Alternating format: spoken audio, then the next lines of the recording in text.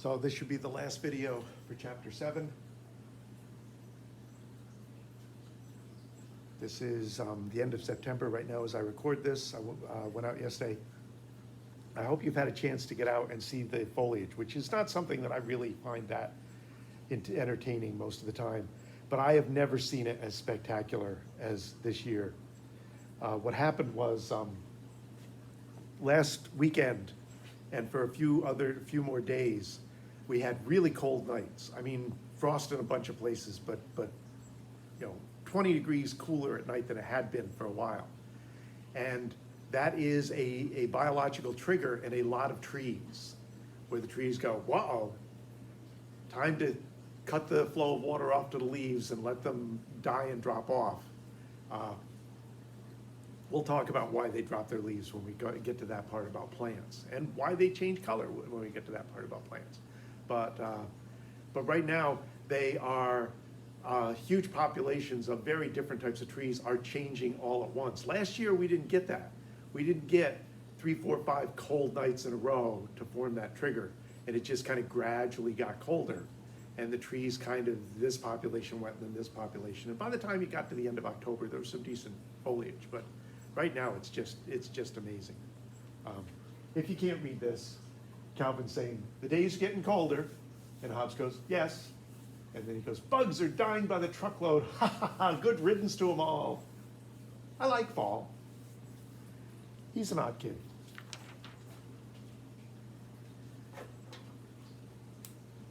Chapter about prokaryotes.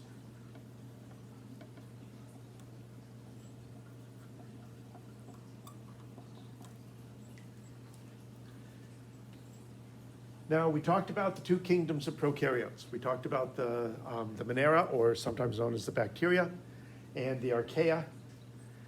Is that even for this level of introduction, I don't think it's worth getting into the biochemical differences between the 2 groups, because I gave you some differences that I told you I was kind of skirting the truth about when we did the kingdoms. And the real difference between Monera and archaea have to do with DNA processing, has to do with cell wall building and the chemistry of the cell walls, and some other things within the actual cells.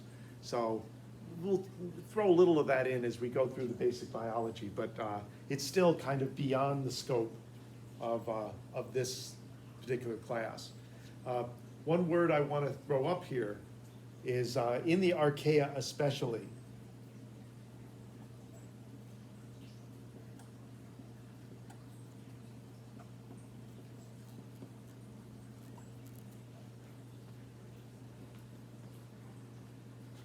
Just recently, somebody discovered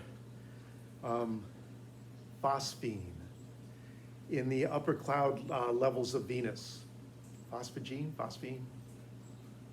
Sorry, brain gets fuzzy. And it turns out that there aren't a lot of geological ways to generate the levels that they were seeing.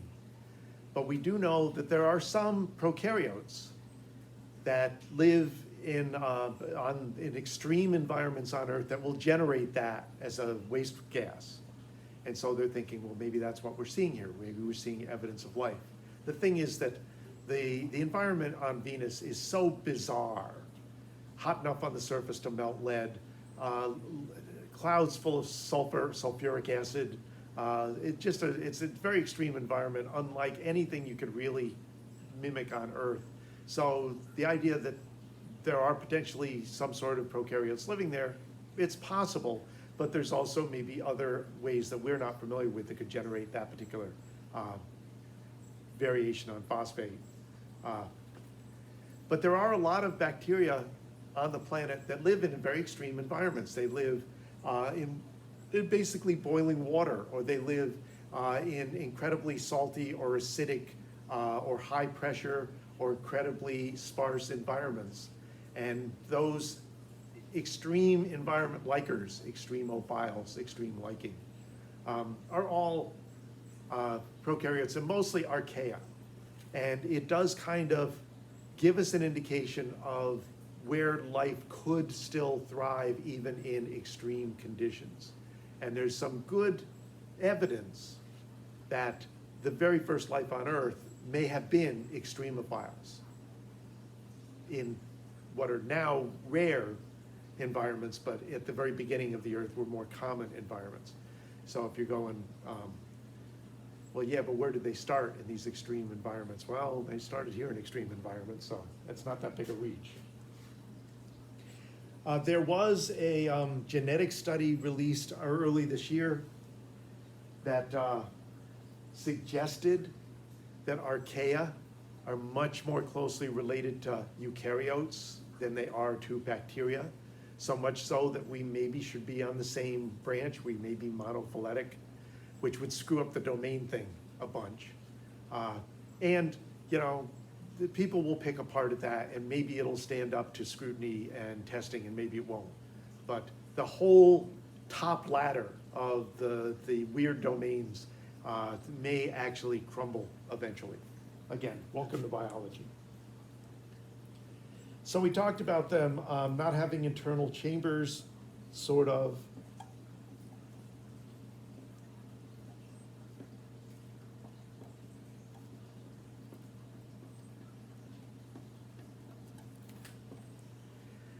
I have to put the word separate in there because you can find internal chambers in prokaryotes where there's very often a double membrane, an outer membrane and an inner membrane, and the inner membrane may have folds that come in and go out, and there's a space in there. It's got membrane all the way around it, but it is part of the external membrane system. Whereas our nucleus is essentially a separate membrane chamber. Yeah, it's connected to the endoplasmic reticulum. We'll talk about that next semester, but we've got a whole bunch of little chambers that are not part of the surface membrane. You don't find that much in prokaryotes. Biology, a science of exceptions. You can find it if you look hard enough. You don't find prokaryotes in multicellular systems. It is unusual to find them even as a colonial organism where a bunch of them live together and they do slightly different jobs for the group. You do get some level of simple colonialism in some organisms, but as, for the most part, no multicellular systems for sure, and not a heck of a lot of true colonialism. And it gets weird, is sometimes the thing that's close to colonialism will be a species aggregate of cells.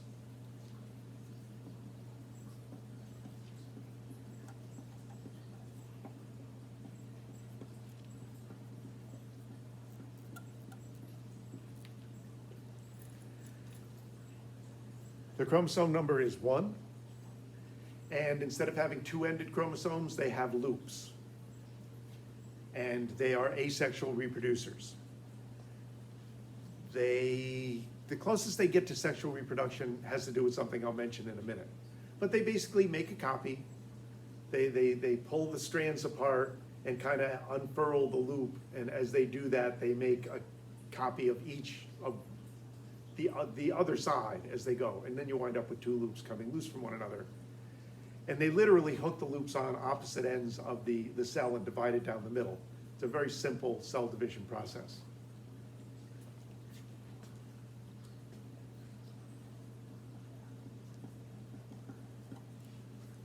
They are capable of, through a similar process, instead of copying the whole chromosome, they will copy a strand, a stretch of the chromosome with particular sets of genes on it. They may be genes that are used a lot, and so they need a bunch of code copies in order to crank out whatever they need to crank out. They may be genes that turn out to be particularly important in certain environments. And these little loops of mini chromosomes are called plasmids. And they are capable of sharing them with other cells, both other bacteria and even eukaryote cells. That's how we wind up with some bacterial genes integrated into our DNA. But it does mean that if I'm a prokaryote and I have an allele that has turned out to be particularly useful, that I will make copies of it, especially in a situation where I'm in those conditions that I need it. And I may pass it around as well. So I don't remember if I've told this story. I know I told it in my other class, so I may be repeating myself. If years ago you went into your doctor with a viral infection, they'd give you a shot of antibiotic. I did tell this story already. Then it wouldn't kill the viruses, because that is what antibiotics do, but it would kill your own native antibiotics, except for variants that had something chemical that kept the antibiotic from killing them. Something in their genetics that could be passed on to their offspring, but also, especially exposed to more antibiotics later, they could make little copies of and spread it around, including possibly to disease-causing bacteria that didn't show up until much later. So not only do we sort through bacteria for resistance, once the resistance is established in the population, it can be shared. So it's kind of a quasi-sexual reproduction, but it's not completely.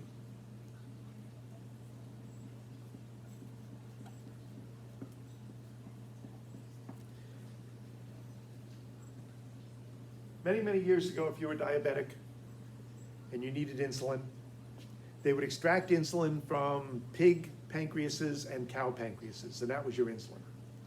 And it worked. It was the protein, the amino acid structure was a little bit different, but the part that interacted with your insulin system worked the same, so it was fine. It's just that it did have a slightly different shape than our insulin, and some people's immune systems were sensitive enough to detect it and make antibodies to it, and then they couldn't take it anymore. Hopefully, if you did that to the pig insulin, you wouldn't do it to the cow insulin, because if you did it to both, there was nothing else for you. They don't do that. You don't get pig or cow insulin anymore. You get human insulin. And then you don't have some poor schmo pinned in a lab somewhere having insulin extracted from them. Is that what they did was they isolated the code for insulin, integrated it into bacterial plasmids. Well, integrated an antibiotic resistance allele into the same plasmid. So you had this little loop, and it had human insulin code on it, and a code that would make the bacteria not die from exposure to penicillin. So you dose a whole plate culture of bacteria with that. What are you hoping? Well, you're hoping that bacteria will take in the plasmid, will integrate it into their own loop, so that their own offspring will keep getting it. So they got the insulin and the antibiotic resistance allele, it gets into their loop, then all of their offspring can make insulin and not die when exposed to penicillin. Why the second one? Well, you let the culture cook for a while, because you can't look at them and see if they're doing this. So you let the culture spread, and you plate it in a bunch of plates, you make a bunch of plates, and then you dose them all with penicillin.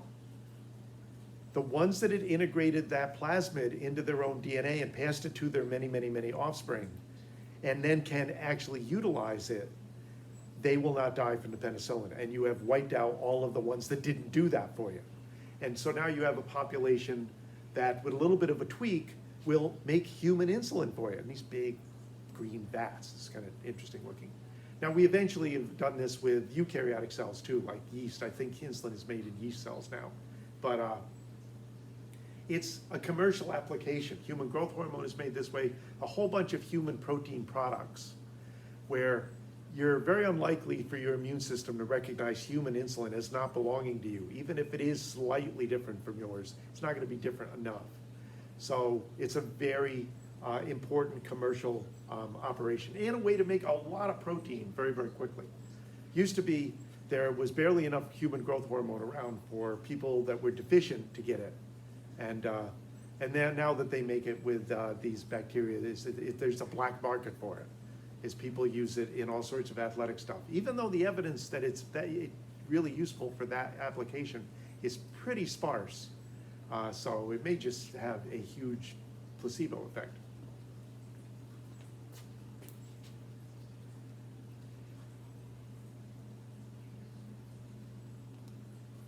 A number of years ago,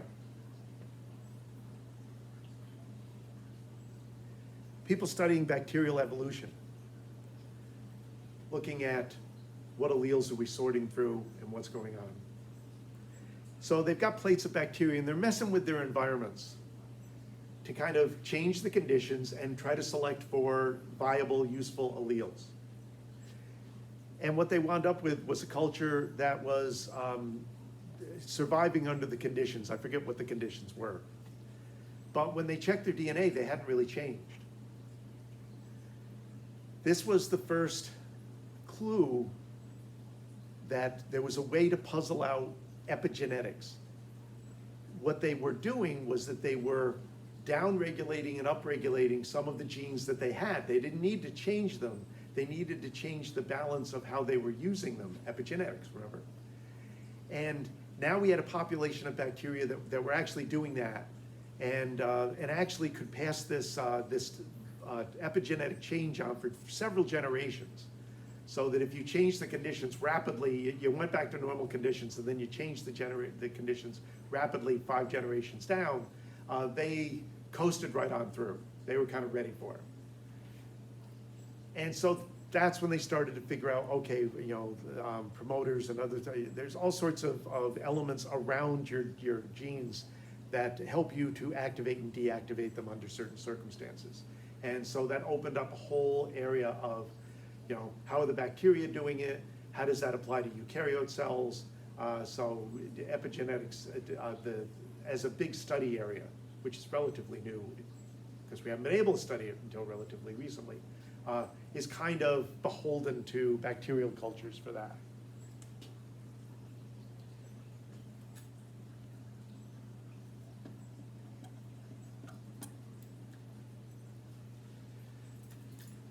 When you look at bacteria under our microscopes, even with a really good microscope and pretty good staining, there's not a lot of details that you can see. You kind of need an electron microscope to really see the ins and outs of a bacterial cell.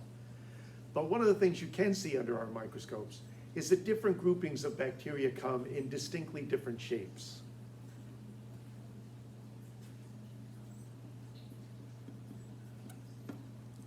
Bacillus are rod-shaped. They're kind of a rectangle, but kind of a rounded off rectangle. Coccus, stop giggling. Coccus cells are little spheres. I was going to say balls, but that's going to even compound the problem.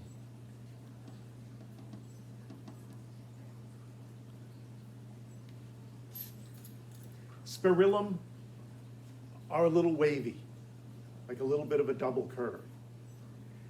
Now I mentioned that they move the copy chromosomes to the end and they pinch the cell in the middle. They don't always separate when that happens. So you get clusters, chains of bacilli that almost look like a train, where each one is a car on a train. That you get clusters of coccus bacteria, or very long strings of spirillus bacteria. You get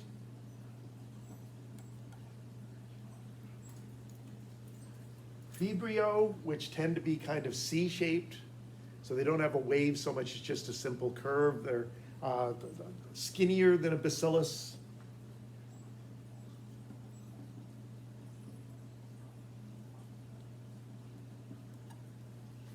And spirochetes curl in 2 dimensions. This is why the word spiral seems to be in there, is that they tend to form spirals. In nature, they are decomposers,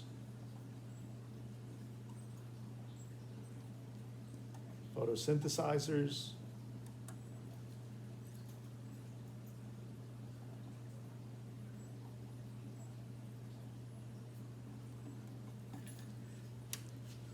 you can find them living in totally non-oxygen conditions. So there's a bunch of anaerobes, and there's a whole bunch of other ones, but they are very major recyclers of material. They are very commonly, cranking out the bottom of the food chain. They also are chemosynthesizers in those hydrothermal vents on the bottom of the ocean. Pretty limited ecosystems, but they're pretty important there because they're the bottom of the food chain there also. And you could find them as anaerobes, like our little buddies in our colon are anaerobes.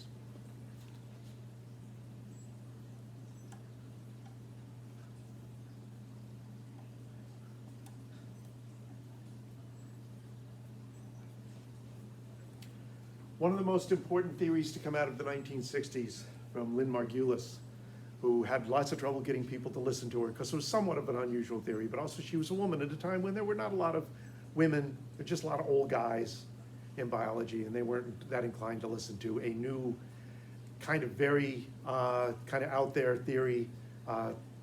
They might have been a little bit more, listen to a guy, but they definitely didn't want to listen to her. But she was looking at mitochondria, chambers in cells that are aerobic respiration centers that break down sugars to carbon dioxide, water, and get a heck of a lot of usable energy out of them. And she was curious about how the chemistry of this related to other things that were aerobic, and there are aerobic bacteria. But the first thing she did was she needed to find and study aerobic bacteria, and she found that these aerobic bacteria, next to the picture of a mitochondria, and they looked like the same thing, that these aerobic bacteria, mitochondria, looked physically similar, and chemically they were very similar. They were using a lot of the same enzymes, and a lot of the same pathways to do what they did. So she suggested that mitochondria didn't evolve in eukaryotes, they were kidnap victims.